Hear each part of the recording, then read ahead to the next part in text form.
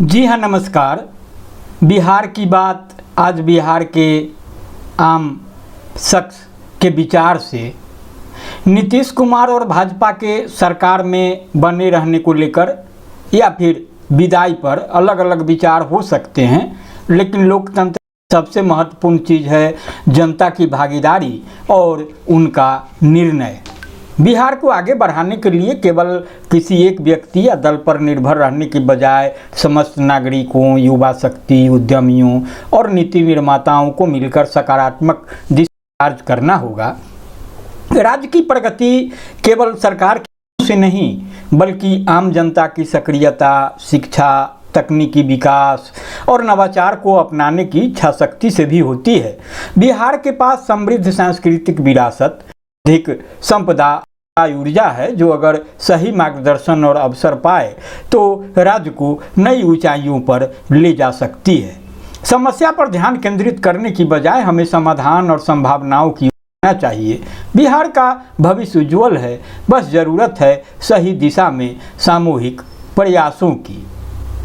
लेकिन एक आम राय से अलग सियासत और सियासतदानों की राय क्या है? बिहार में जो कुछ हो रहा है, ख़ास तौर से सियासी दुनिया में सियासतदान जो पक्ष विपक्ष में गोलबंदी को लेकर के जो बातें कह रहे हैं और जिस तरीके से जनता को भरमाने भटकाने की कोशिश हो रही है वह छिपा नहीं है। आज की बात करेंगे सबसे पहले इस बात की कि बिहार में चुनावी वर्ष है, विधानसभा चुनाव होने हैं, तो विधानसभा चुनाव के इर्द गिर्द ही ताना बाना बुना जा रहा है। लेकिन इसी बीच बिहार के प्रतिष्ठित विश्वविद्यालय, ऐतिहासिक विश्वविद्यालय पटना विश्वविद्यालय में छात्र संघ के चुनाव होने हैं। छात्र संघ का चुनाव ही कई मायने में महत्वपूर्ण है। खास तौर से पटना यूनिवर्सिटी छात्र संघ का अपना इतिहास है। खास तौर से बिहार की सियासत में जो छात्र संघ की राजनीति से आगे बढ़े चेहरों की मौजूदगी है, उपस्थिति है और उनसे जुड़े जो खट्टे मीठे अनुभव है वह भी जाहिर है। नीतीश कुमार हों, लालू प्रसाद हों या और भी कई चेहरे। तो पटना विश्वविद्यालय में छात्र संघ चुनाव से पहले असहज घटना हुई है। आज ही दरभंगा हाउस में धमाका हुआ। HOD जो डिपार्टमेंट के हेड होते हैं, विभागाध्यक्ष की गाड़ी पर बम फेंका गया। तो इससे हुआ यह कि जो दरभंगा हाउस परिसर है, दरभंगा हाउस परिसर प्रतिष्ठित है, सुपरिचित है, तो धमाकों से गूंज उठा। जो बम फोड़े गए, बम धमाके हुए, तो जो पटना यूनिवर्सिटी का इलाका है, वो दरभंगा हाउस का इलाका, वो पीरबहोर थाना क्षेत्र में आता है। तो जैसा कि मैंने आपको बताया, विभागाध्यक्ष की गाड़ी पर बम फेंका गया। तो विभागाध्यक्ष संस्कृत विभाग के होते हैं लक्ष्मी नारायण, उनकी गाड़ी को निशाना बनाया गया, गाड़ी क्षतिग्रस्त हो गई। CCTV जो फुटेज है और जांच की दिशा जो केंद्रित की जा रही है, आगे बढ़ रही है, उसमें CCTV फुटेज में साफ साफ दिख रहा है कि युवक बम फेंक रहे हैं। तो माना जा रहा है कि जो बम फेंकने वाले हैं वो छात्र पटना विश्वविद्यालय के ही हो सकते हैं। कई बार पहले भी इस तरह की घटनाएं हुई है और पटना विश्वविद्यालय छात्र संघ की सियासत को लेकर के भी लंबी कहानी है, हिंसक झड़पें और भी बहुत कुछ बातें। बहरहाल बात करते हैं इस बात पर कि अभी विधानमंडल का सत्र चल रहा है, उसके साथ ही सभी सियासतदान अपनी मौजूदगी का एहसास कराने के लिए, वो चाहे जनता के बीच एहसास कराना हो, अभी तो बातें हो रही है कि किस तरीके से जो गठबंधन की सियासत है उसमें अपनी ताकत का एहसास कराकर ज़्यादा से ज़्यादा सीटें ली जाए, ताकि विधानसभा चुनाव के जब परिणाम आ जाएं तो वे सहज स्थिति में और उस हिसाब से अपना सौदा कर सके। तो सभी पार्टियां रैली कर रही है, कार्यक्रम कर रहे हैं। नीतीश कुमार को देखेंगे तो भी प्रगति यात्रा कर चुके हैं, तेजस्वी यादव भी यात्रा निकाले थे, संपर्क कर आए हैं। आज तेजस्वी की बारी थी तो उन्होंने युवा संसद का आयोजन किया, उसमें भी बहुत सारी बातें हुई, उस पर भी थोड़ा विस्तार से आपको बताऊंगा। लेकिन जो बातें दिख रही है और जिस तरीके से ताना बाना बुना जा रहा है, उसमें यह लग रहा है कि तेजस्वी पर दारोमदार है विपक्षी गठबंधन का। लेकिन तेजस्वी जिस दिशा में जा रहे हैं, बढ़ रहे हैं, उसमें कहीं न कहीं वो एनडीए के ताने बाने में घिरते दिख रहे हैं। ऐसा लग रहा है कि तेजस्वी को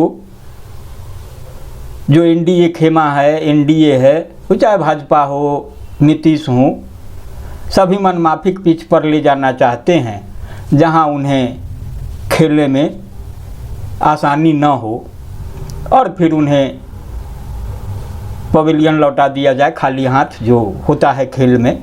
तो सियासत भी एक खेल ही है, क्योंकि आप देखेंगे तो अब तक जो बातें हुई है और जो कुछ भी हो रहा है, उसमें यह बहुत स्पष्ट है कि नीतीश कुमार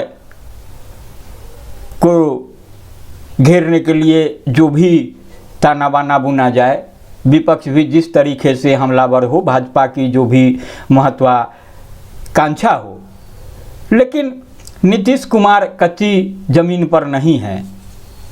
उनकी जो स्थिति है वो मजबूत है और नीतीश कुमार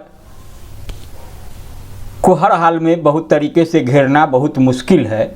और यह ऐसा इसलिए होगा क्योंकि कच्चे पिच पर नीतीश कुमार नहीं है।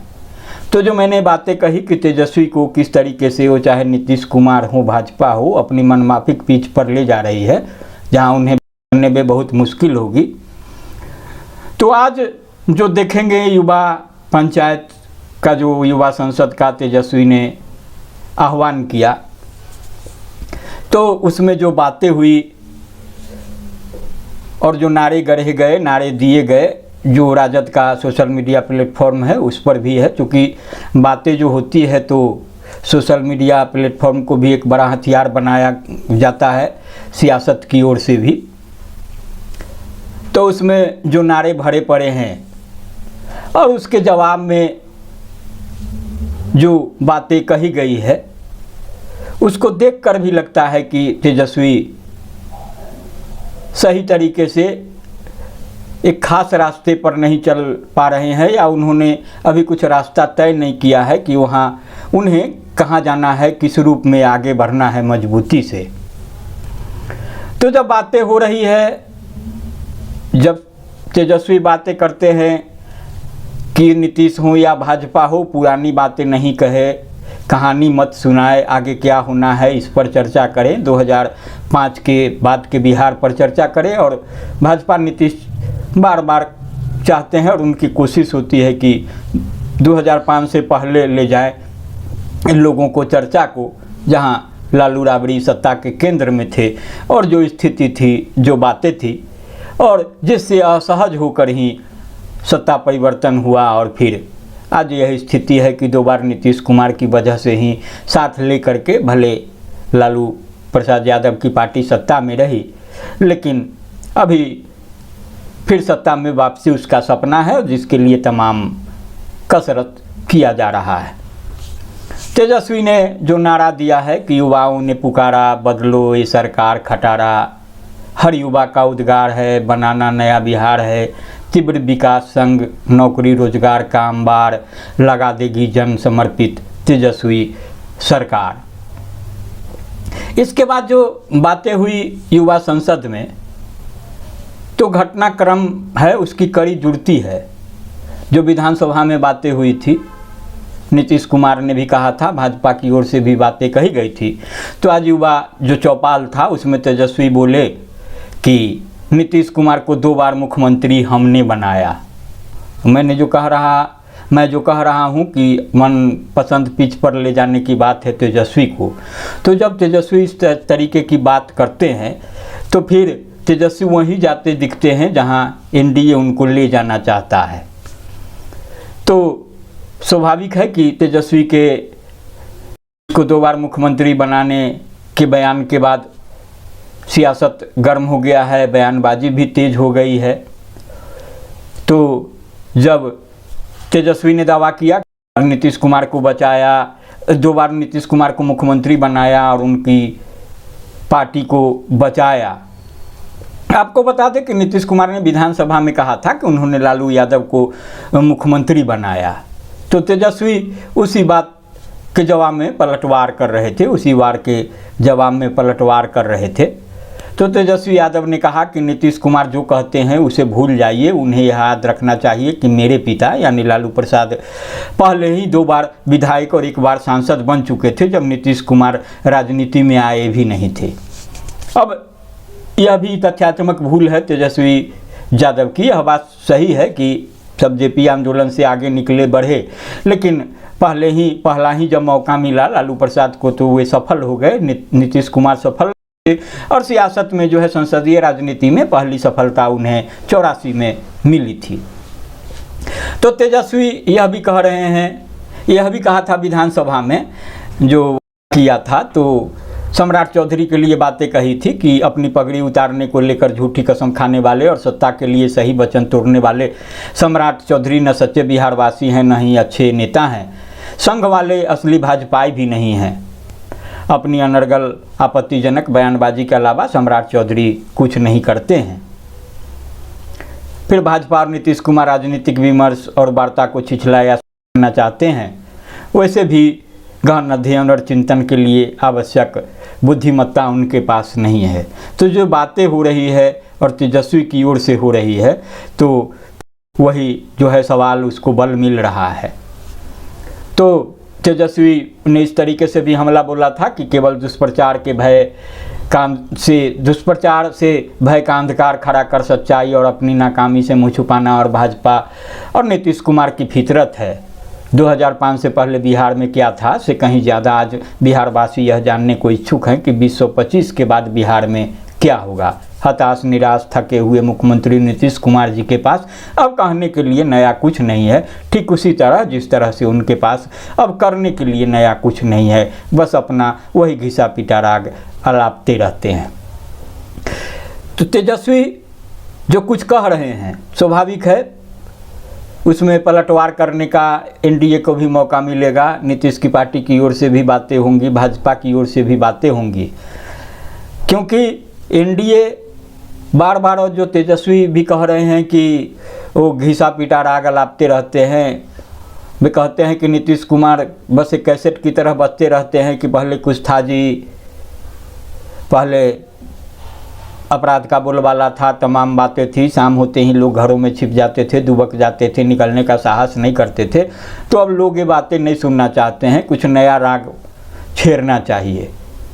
तो नया राग की बात करते हुए जब तेजस्वी 2025 के बाद के बिहार की बात करते हैं तो बात समझ में आती है, लेकिन जब पीछे जाएंगे 2005 के पहले के बिहार में और 2005 से 2025 तक के बिहार में, तो 2005 के पहले का जो बिहार था और 2005 से 2025 तक का बिहार जो है उसमें जो परिवर्तन दिख रहा है, तो जो भविष्य का ताना बाना बुना जाएगा, जो मैंने शुरुआत में बातें कही थी, तो अतीत से सीखा जाता है और भविष्य का लक्ष्य निर्धारित कर वर्तमान में उसके लिए राह आसान किया जाता है।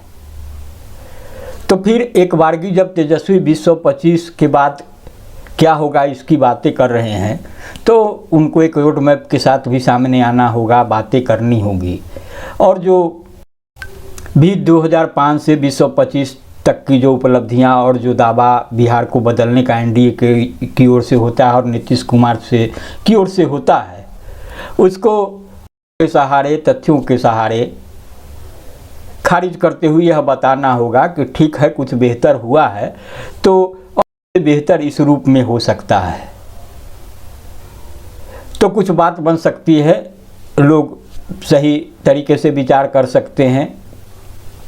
लेकिन स्वाभाविक है जब एनडीए भी 2005 से पहले की बात करना चाहता है तो भी एक उदाहरण पेश करना चाहता है कि किस तरीके से बिहार में सड़कें नहीं थी, बिजली नहीं थी, विकास के कोई काम नहीं हो रहे थे, अपराध का बोलबाला था। तो किस तरीके से अपराधी काबू में किए गए, किस तरह से सड़कें बनी, किस तरह से घर घर बिजली पहुंची, बिजली की स्थिति सुधरी, स्वास्थ्य के क्षेत्र में सुधार हुआ, शिक्षा के क्षेत्र में सुधार हुआ। आप देखेंगे कि बिहार का जो बजट है वो शिक्षा करीबन 60,000 करोड़ का बजट है। घर घर शिक्षक मिलेंगे, एक एक घर में 4-4 शिक्षक हैं। तो नियोजन रोजगार की जो स्थिति है वहाँ है। तो तेजस्वी अगर फिर रोजगार के सपने दिखाते हैं तो फिर रोजगार का सृजन किस तरीके से होगा, इस बिंदु पर बातें करनी होगी। और भी बातें हैं। तो जब तेजस्वी कुछ बदलाव की बातें करते हैं, तमाम चीज़ें होती है, तो जो पलटवार होता है उसमें जो बातें होती है उसमें कहा जाता है, जैसा कि जदयू के प्लेटफॉर्म पर भी देखेंगे तो भरे पड़े हैं कि बिहार को नहीं चाहिए भ्रष्टाचारियों का परिवार, बिहार को चाहिए अनुभवी नेतृत्व नीतीश कुमार। और बातें चूँकि तेजस्वी करते हैं, तेजस्वी चेहरा होते हैं राजद के, लालू प्रसाद पर्दे के पीछे हैं, तो जब उनका मूल्यांकन होने लगता है और जब किसी की योग्यता पर तेजस्वी सवाल उठाते हैं, नीतीश कुमार की योग्यता पर, राजनीतिक यात्रा पर, उनकी सफलता असफलता पर, तो फिर इस तरीके से आक्रमण होता है कि बिहार को नहीं चाहिए फेलस्वी सरकार। तेजस्वी की फेलस्वी का नाम दे देती है जनता दल यूनाइटेड पार्टी जो है और जो भाजपा है, इस तरीके से। और सोशल मीडिया की बात करेंगे तो वहाँ भी तमाम तरह की बातें होती है, मिल मेख निकाले जाते हैं। एक बातें इस रूप में कही जा रही है कि लालू के लाल बुद्धि से बेहाल, उसमें तेजस्वी को कुछ बुझक्कर वाला जो खेल होता है परंपरागत, वह खेलते हुए दिखाया जाता है, जिसमें तेजस्वी अपने प्रतिद्वंदी साथी के साथ चारा उड़, व्यापार उड़, पुल उड़, रोजगार उड़, इंजीनियर उड़, डॉक्टर उड़, सड़क उड़, किसान उड़, कानून उड़, इस तरह का खेल खेल रहे हैं। तो वही बातें हो जाती है जो 2005 से पहले की बात होती है, चर्चा होती है, जो चर्चा तेजस्वी नहीं करना चाहते हैं। तो बहरहाल तेजस्वी को देखना होगा कि किस तरीके से वे अच्छे तरीके से सियासत के मैदान में अपने खेल का प्रदर्शन कर सकते हैं, किस तरह से एजेंडा सेट कर सकते हैं। कुल मिलाकर जो बिहार की स्थिति है उसमें नीतीश कुमार अभी सत्ता के केंद्र में हैं और जो अभी दिख रहा है उसमें भाजपा जो भी कोशिश करे, लेकिन फ़िलहाल जो स्थिति बन रही है उसमें भाजपा भी ज़्यादा जोखिम लेने की स्थिति में नहीं है और जोखिम नहीं लेना चाहेगी। भाजपा यह नहीं चाहेगी कि बैठे बिठाए सत्ता किसी वजह से उसके हाथ से निकल जाए, भले नीतीश के साथ मिलकर ही सत्ता पर काबिज हो। तो इस बार जो पिछला खेल हुआ था चिराग को आगे करके, चिराग मॉडल वाला, तो भाजपा इसको लेकर भी ज़्यादा संजीदा नहीं है और नीतीश कुमार सतर्क हैं। तो कुल मिलाकर आज यही स्थिति है। जो कुछ नई बातें होंगी तो उसके साथ फिर हाजिर होऊंगा। बहरहाल आज इतना ही। नमस्कार।